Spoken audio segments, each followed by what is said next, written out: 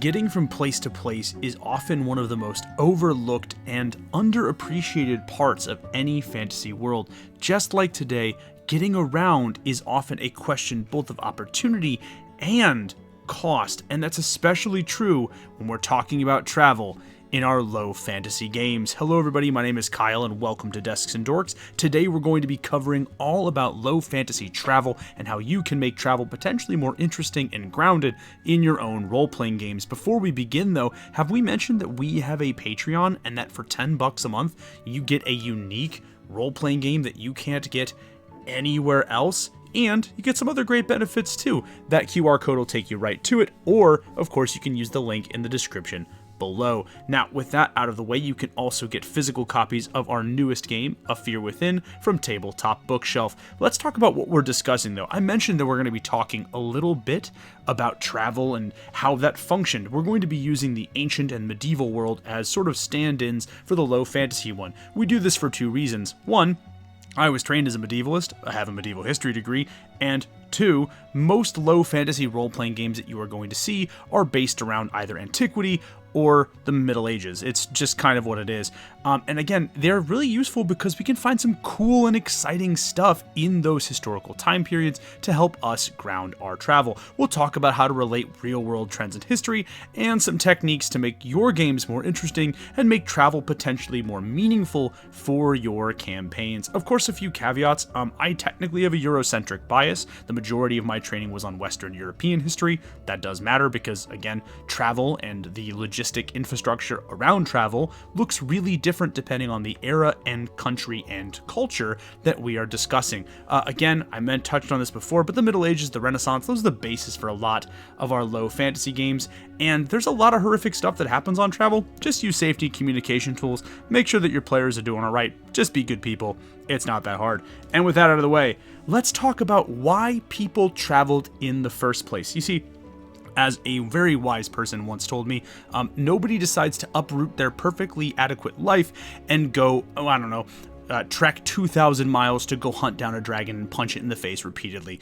And that's true, by the way, for the Middle Ages and the people that lived in it. These are not individuals that, if they had a good life and a good setup, were going to travel just for no good reason. And in fact, there are a lot of reasons and opportunities that a person would travel. If you're looking at these pictures right now, these are medieval and Renaissance merchants, people who have a vested interest in traveling and in general did so for three specific things: essentials, luxuries, and opportunities. Whenever you are basing travel in your games and you want it to feel distinctly low fantasy, I want you to remember these three pillars, right? Essentials, luxuries, and opportunities. Essentials are, as we might imagine, essential to the act of living. Things like food and viable foodstuffs are perhaps one of the biggest essentials, something that I think people fail to take into account when they consider things like Rome, for example, is that Rome was propped up not just by its military,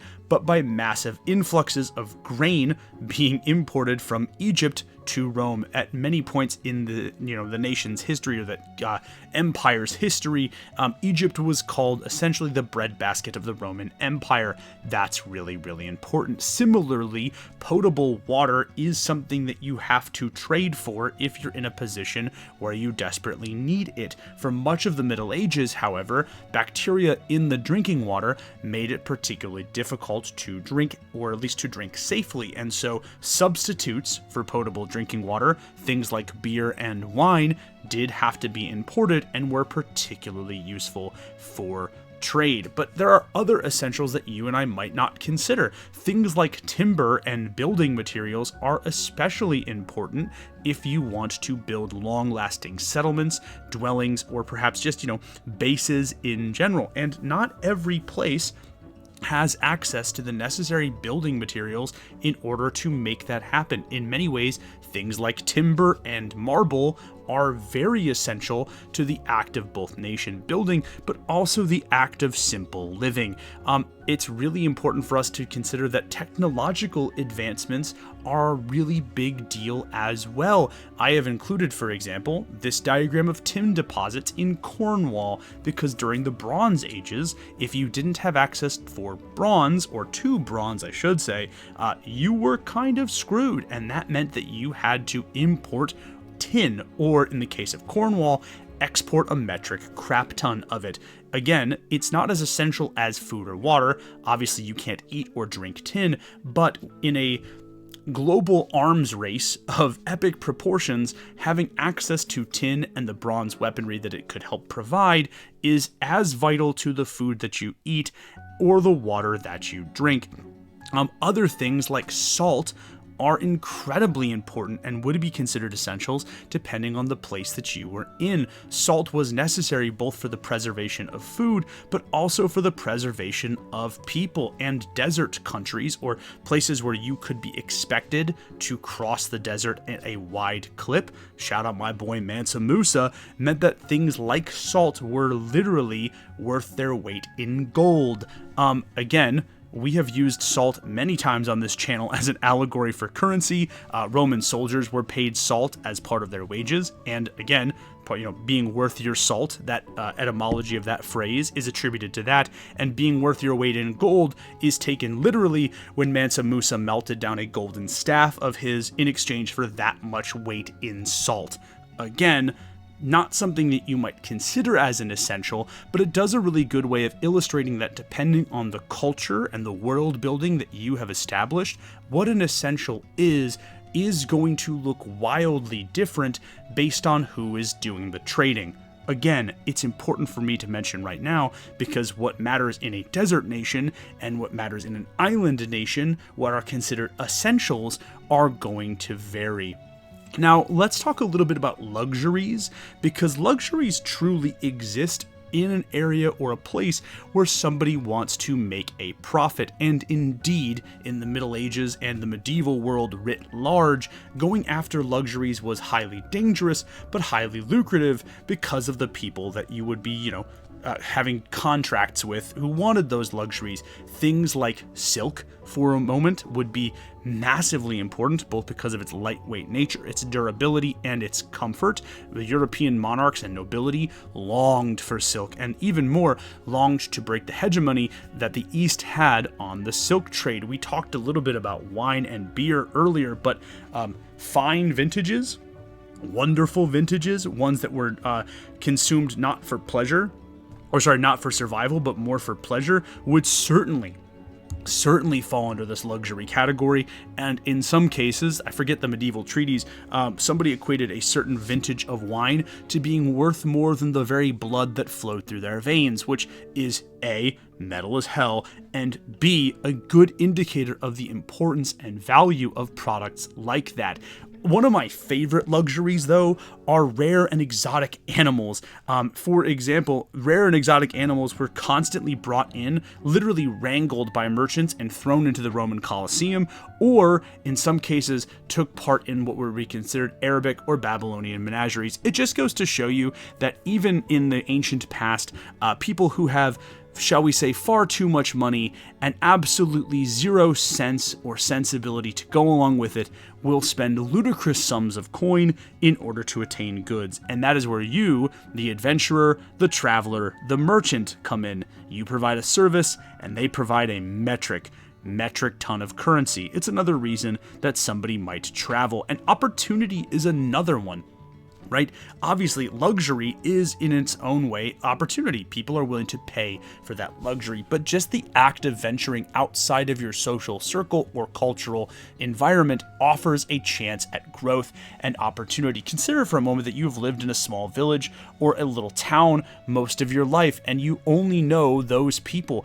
Being able to go out to those places is an opportunity for education, maybe a formal education, because not every place has a university that's willing to accept people, but a cultural education, a chance to see the world. It offers freedom. In many cases, merchants and individuals who took it upon themselves to travel, either through legitimate or illegitimate means, saw this as a means of getting freedom, of getting out of a place that penned them in, either emotionally, physically, financially, or culturally. And financial security is another opportunity. If you know, for example, there's only a small amount of jobs or a small amount of food to go around, you are going to take the opportunity to venture beyond the horizon and in search of greater things. And indeed, over time, those years of education, those years of opportunity could culminate into a real power base. Just ask some of the prominent merchant families like the Medici, who of course would take those opportunities of being traveling merchants and parlay them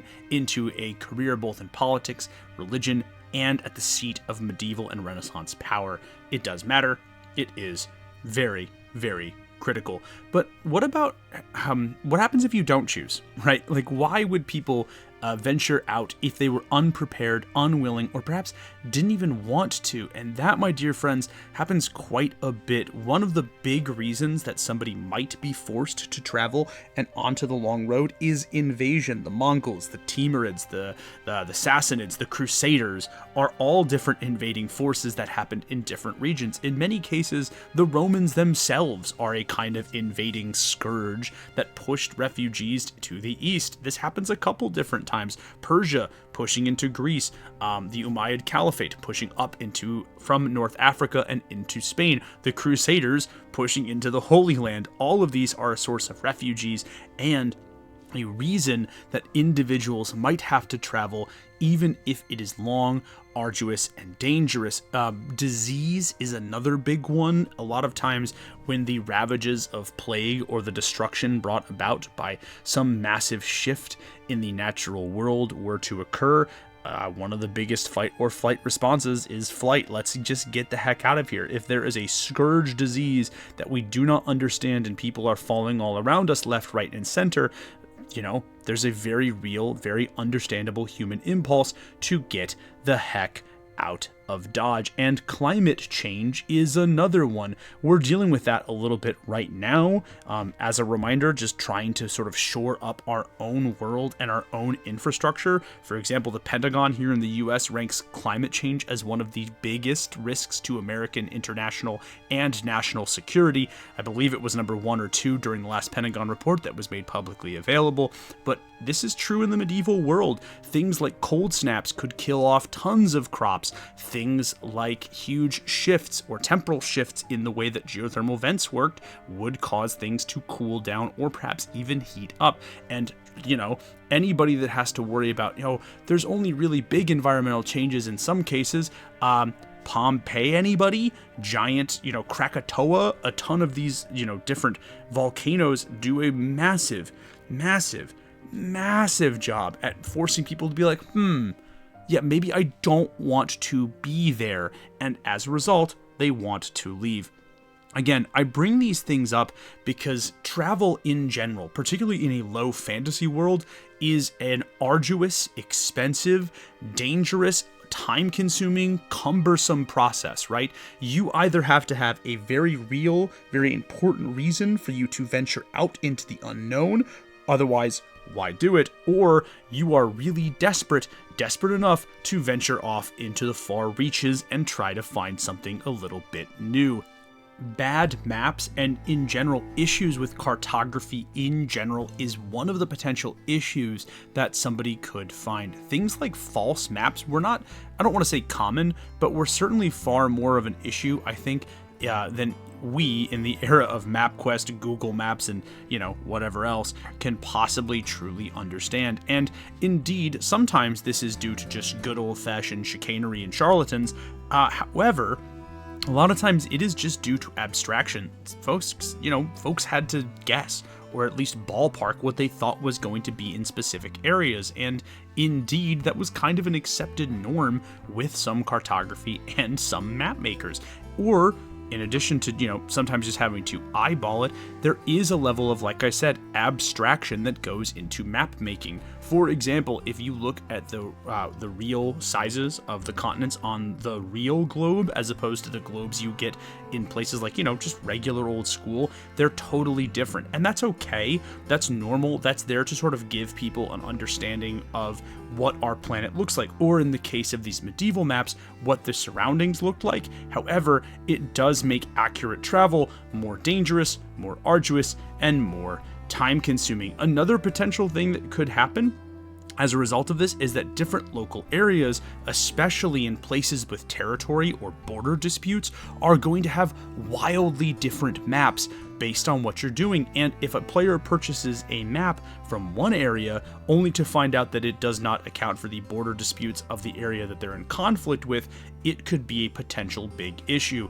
Something like Long Texas, for example, might actually have something to say about battling. And by the way, as a sidebar, I loved when this map went absolutely viral, because I just find the idea of Long Texas to be one of the funniest things that has ever happened. I mean, can you imagine, like, everything's already bigger in Texas. Could you imagine being a resident of Long Texas and the disputes they would have with like every other Texan or just everybody else in general? I just imagine everyone's walking around with like Long Texas hats, 20-gallon hats, like they're Doug Dimmadome, owner of the Dimsdale Dimmadome. He's not home alone, he's home-a-dome. I can't. I want Long Texas to be a thing. Also, imagine if Long Texas is just like the most, not even like liberal part of Texas, but the most like they just secede from the Union, but like not violently. They're just like, no, this is ours. And just all of Long Texas is just one Buc-ee's that just divides the continent. Maybe I should be making weird American fantasy. I'm just throwing that out there. Shout out Long Texas. Horrific logistics, however, is another issue, another problem that really does confront people when they are doing long-form travel, right? A lot of times we envision the roads of places like Rome, but these are the exception that sort of proves the rule. Depending on where you are in the Middle Ages and even in antiquity, even during the time of Rome, roads and public infrastructure for travel was wildly inconsistent in its maintenance or its existence, right? A well-run local government or a well-established local lord might take good care of the highways, roads, and paths that surround their kingdom. However, another kingdom literally right across the border might have nothing but goat paths and other stuff to sort of try to traverse. And it varies so wildly because the power structures and interscene political conflicts between these different and disparate entities make it impossible for standardized travel to be a real thing. It's actually really true too if you look at like pictures of the border between like Estonia and like some Slavic countries. I think there's I know it's not Russia, but like if you look at the border of like Estonia and some of the other countries, you can see where like one nice road starts and one really bad road ends. It's really funny that it still happens in the modern era as it did both in antiquity and in the Middle Ages. Nutrition and disease are another massive problem that you, if you are the fantasy adventurer, have to think about before you begin on your epic quest. Nutrition is a huge deal. It's a huge deal now when you have the advantage of staying in one place, but it was an even bigger deal when you are venturing out into the realms of myth and legend. Preserving food is a massive issue. It's one of the reasons salt was kind of an essential, and trying to keep things preserved helps to prevent you from having to forage from everything that you possibly need. These are huge issues because preservation, if not done correctly, leads to spoiled food, which leads to the sickness that we're going to talk about very shortly. And foraging, especially if you're in an area with food that you're unfamiliar with, can lead to poisoning, can lead to that aforementioned sickness, or can lead to another issue that I don't think you have considered that's going to come up a little bit later. Fun fact, by the way, IPAs, my least favorite way to drink a beer, only exist because of food preservation. An IPA stands for India Pale Ale, which was basically given because this type of beer was created by British sailors as they were rounding the coast of India. The reason it's called an India Pale Ale and the reason it tastes like that is because the hops used to ferment the beer can also give it extra preservative properties. And so so sailors, in an effort to keep the beer fresher longer as they were going through the arduous sea journey around the tip of India, put more hops into it. Thus, an India Pale Ale, and arguably the easiest thing for brewers to make, and also my least favorite thing to consume in terms of alcohol. Sorry, IPA fans, I'm so happy that you love your flavored Pine Sol. There's like 2 good ones, and I will let you debate which ones I think it is. Voodoo Ranger is one of them. Moving on, however, again, the sick bay or sickness in general is another big issue, because what's the one thing that you need if you're sick? And it's rest, right? If you are constantly in motion, whether you are underneath the deck of a ship or in the back of a wagon on a caravan, you're not going to be able to actually recover in the same way that you might potentially want to. And this picture right here is that of a gut biome. This is the thing I don't think a lot of you are considering when you're talking about long distance travel. But as those of you who have traveled outside of your home country can attest, when you drink the water and eat the food in another place, you might feel a little sick, you might feel a little woozy, it might take you time to develop. And that is because our guts have their own biomes.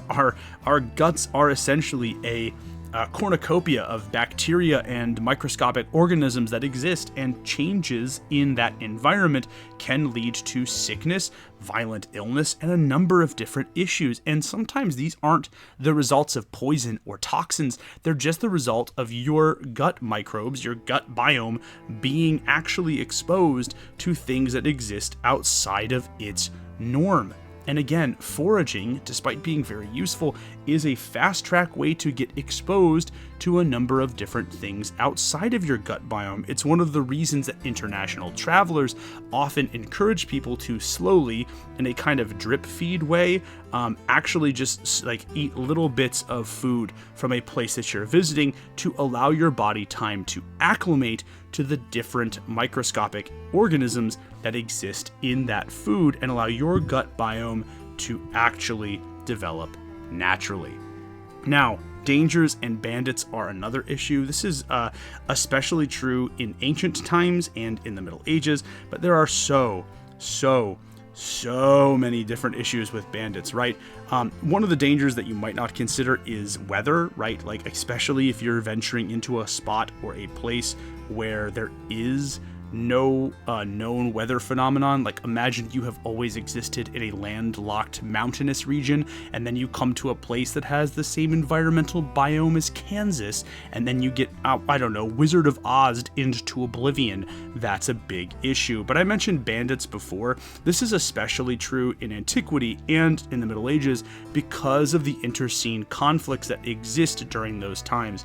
As countries, armies, and nobles constantly clash with each other, it creates an environment where you have a lot of times highly trained soldiers who cannot get paid because either their commanding officer is deceased, or their cause has faltered, or they're on their way home and their supplies have run out, and their options are either starve or find things that look like food and treasure and take the things that look like food and treasure. I wonder what option we're going to pick. Banditry is especially common in times of strife, in times of military conflict, and in times of battle. And in many cases, the soldiers that you are relying on one day can turn into the bandits that you are fearing and running from the next. And if you're interested, we did a whole video on banditry here on Desks and Dorks, which does a pretty good job actually at diving into some of the things that you might have found. And one last thing, I have to talk about my least favorite things in the entire world and how they turn into travel. Horses are an absolute logistic and economic nightmare when you are traveling. I don't think the majority of people that exist outside of like country living understand how much these stupid dorks eat, drink, and consume, how easy it is for them to get hurt or maimed or damaged. Really, this is how I envision them in my mind's eye, right? This is the horse in general. We have talked about this before on Desks and Dorks when we discussed the Crusades, but one of the most expensive things on a crusade, and we know this because we have the trade ledgers For the Venetians, when they were transporting the Crusader armies, they charged more for the horses than they did for some of the men. They're just a logistic nightmare in terms of how much they eat, how much they drink, how much it takes to store them, the effort that you have to go into keeping them healthy, and how easy it is for them to get hurt, particularly on uneven ground that the mount is unfamiliar with. It's part of the reason that oxen, donkeys, and mules are the preferred pack beasts of choice when you're doing long distance travel. This is garbage. This is baloney. I know that you probably watched Spirit, Stallion of the Cimarron in the early 2000s. At least I did, and I saw it in theaters. It has like one of the best soundtracks of all time. Why does the movie about the cartoon horse go so stupidly hard? Nobody knows the answer to this question. However, I do know the answer to the question of should you bring a horse on a long distance journey to a place that you're familiar with? And the answer is absolutely not. But now that we've looked at the why people traveled and what confronted them when they did travel, let's talk about how some of our ancestors actually confronted the issues and the dangers with long-form traversal in its many, many different forms. One of the things that they did was what I would call going heavy. The armored caravan, the massive, heavily armored, well-populated merchant group is one of the ways that human beings manage to traverse long distances without fear. And again, a lot of this actually makes a ton of sense, whether we're talking about the early Saxon ones or the baggage trains of the medieval lord, or the heavily armored caravans and supply routes of the Romans. The caravan exists as a really, really effective way of battling against the dangers of long-term travel, right? It offers defense. You can circle the wagons, quite literally in some cases, and protect yourselves like that, allowing people to exist safely in the center. But also, having access to giant caravans means a lot of storage space. You can bring food along with you. The chuck wagon, for example, in the Wild West is another absolutely spectacular version of this concept, but the supply train in general, having access to portable kitchens, mobile kitchens to feed soldiers or to feed, in our cases, hungry adventurers, is a totally reasonable thing. Also, medical carts, medical tents that could be popped up at a moment's notice means that you can, in many ways, treat the biggest issue with sickness and injury, which is a need for the person to rest. To say nothing of the fact that the more people you have and the more weapons you have, the less attractive of a target you are. Going fast is another great example of this, and in fact, it's why the courier exists as a long-reaching and very important job in the Middle Ages and in the Renaissance. Like our good pal Sanic, going fast often means that you could, theoretically, dodge heavier armed or more cumbersome groups. You could slip into places that horses and other, again, more well-armed, more well-equipped pursuers couldn't get to, and again, it just makes it so that, you don't have to fight somebody if they can never catch up to you. Avoiding the difficulties is another really important thing. It's part of the reason that the age of discovery, and again, I'm going to keep saying the age of discovery, quote unquote, really it's the age of westward expansion is truly what it is, but it's the reason that Europeans looked so long and so hard for viable shipping lanes across the world, because yeah, sea travel comes with its own can of worms, its own bag of issues, but the trade-off to that is that in doing so, you are able to avoid and evade a lot of the traditional difficulties with land-based travel, i.e. difficulties with no roads or varying terrain. It's harder for most bandits to, buy and sail a ship than it is for them to just run towards you, right? So you can bypass a lot of those issues, and in fact, that's what a lot of medieval Renaissance and in doing so, or in continuation with that idea, what a lot of low fantasy empires, I think, would do.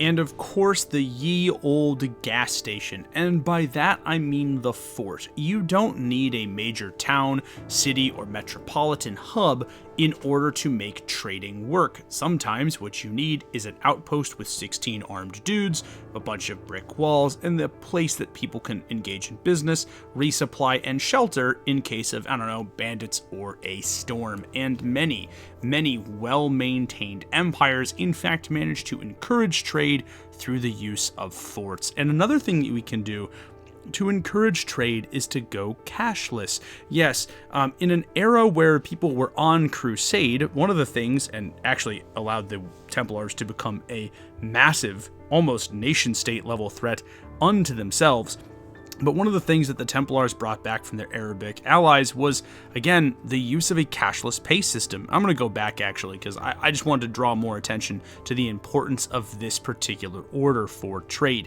You see, when you went on crusade, one of the things that you had were lots of wealthy, well-to-do members of the clergy, the nobility, and in some cases the royalty, and they didn't want to bring their trade and goods with them, right? It makes no sense to bring your entire golden horde on campaign. However, what they could do was they could create letters of marque with individual passcodes that would be changed basically at every single way station or fort, and by using that, it was essentially a writ of promise that upon rendering goods or services to that individual, payment would be sent. This was actually a really well-maintained system and is one of the bases for the modern credit system today, which is kind of cool.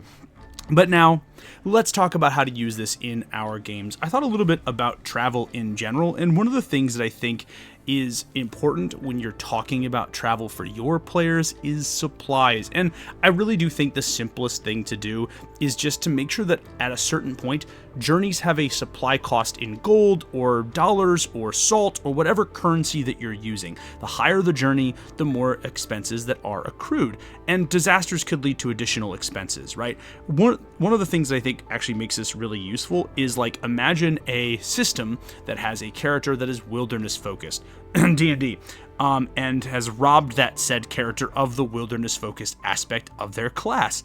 All of a sudden, tying a very real, very substantial monetary penalty, or maybe even a monetary benefit to those classes gives players a reason to engage with that kind of system, and it does this without a ton of bookkeeping on your end. One of the other potential ways that you could expand on this is, if you don't want to have it be a cost, have there be a potential benefit, either temporary bonuses, access to new NPCs, a greater list of items to purchase, or discounts when you go to a town as a benefit of either getting there quickly or finding rare resources along the way, or managing to just get there effectively and efficiently. All of those things put together make for a really good way to experiment with supplies or characters who benefit from long-term travel. I also think that leaning into the fort system is a really good idea to help make your encounters pop a little bit. For example, encounters closer to a fort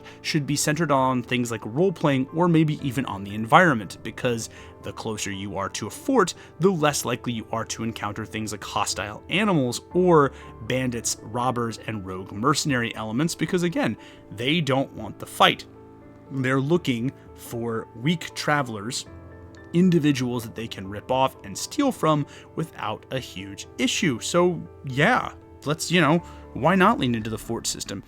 And in fact, creating something holistic like this can really make the encounters in your game world pop. They can really create a sense of lived in, not realism, but verisimilitude in the kind of game worlds you make. And it's really simple, because a player is going to notice, hey, we encounter a lot less bandits, a lot fewer animals, a lot, less aggressive monsters the closer we are to those forts. And then they start making role-playing decisions like, planning their adventure routes to be close to forts if something goes awry, so that they can retreat to the fort in the event that something goes wrong. This can be done with anything, like any type of structure or like power group. Like, you could have this be churches or way stations or space stations, for whatever system. But I really do think creating something in your game world that affects the encounters or the type of things your players are going to come up against is a great way to lend itself a sort of lived in, breathed in, and authentic, I think is the best word for it, feel to your game world. And lastly, I would really encourage you to vary the types of travelers and caravans, or the types of individuals that you see out on the road, and I would do this by varying both the loot and the composition of the members in that caravan, because as we mentioned at the beginning of this video, not everybody travels for the same reasons, and many people travel for many different reasons. A raiding group, for example, probably doesn't have a lot in terms of well-to-do trade goods or wealthy sundries that a player could take, right? You're not going to find rare spices on this group, or lots of stacks of bullion and gold, but you might find effective weapons, valuable armor, or at the very least information on where different bandits are going to be raiding, or military actions are going to be taking place. This raiding group would be very difficult to take down, but might offer a chance for the players to level up the types of equipment that they're going to use throughout your game. Similarly, a trade caravan or a tax caravan is going to have a ton of actual coin on them and valuables, but they might be very, very well protected by armed guards, by magic, by trained monsters, by all manner of different things. So yeah, going after this particular caravan is probably going to cause something to happen.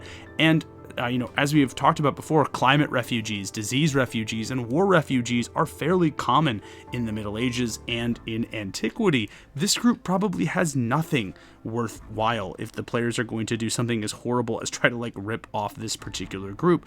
But this group could be a great source of information or plot hooks, or in the very least a chance to quest and maybe defend the downtrodden that they wouldn't normally get if they had encountered a different type of caravan. And with that, my friends, that brings us to the end of today's video. I hope you enjoyed this one. I love talking about logistics, and I love talking about the little stuff when it comes to medieval travel. If you like the kind of content that we are making here at Desks and Dorks, again, $10 a month on Patreon gets you a unique role-playing game that you can't get anywhere else. I don't sell it anywhere else, and once the month is done, that game is completely and totally vaulted, so you can't get it ever again. And for $3 a month, you get access to our content early, and I'm actually going to do some more voting stuff, which I think is going to be pretty cool on Patreon. So if any of that interests you, go check that out over there. Similarly, you can get any of the games that Desks and Dorks, the company, has made over at itch.io if you want digital copies of some of the finest, most intriguing storytelling role-playing games around. Follow that QR code or the link in the description to get you to there, and you can get physical copies of our games from Tabletop Bookshelf, Indie Press Revolution, and Exalted Funeral. But before I leave, I have to say two things. One, if you're interested in the Q&A for this section, it is on Patreon, absolutely free. You don't even have to be a free member. You just go and you can see what people in the Discord community asked.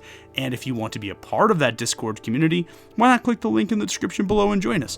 And most importantly, though, I have to thank all of my patrons: Dionysus, Chris Bates, Agile Monk, Aiden Delaney, Brian, Gorbino the Great, Solution, Alex.vksh, Papa Dinosaur, Chromatic Orbital Strike, Chris Mayer, and Darth. Folks, thank you all so much. Your support actually does go an incredibly long way to helping me make the content I want to make, and the content that hopefully you continue to enjoy. But until next time, I'm Kyle Ott for Desks and Dorks. You have all been absolutely amazing, and I'll see you in the next one. Peace.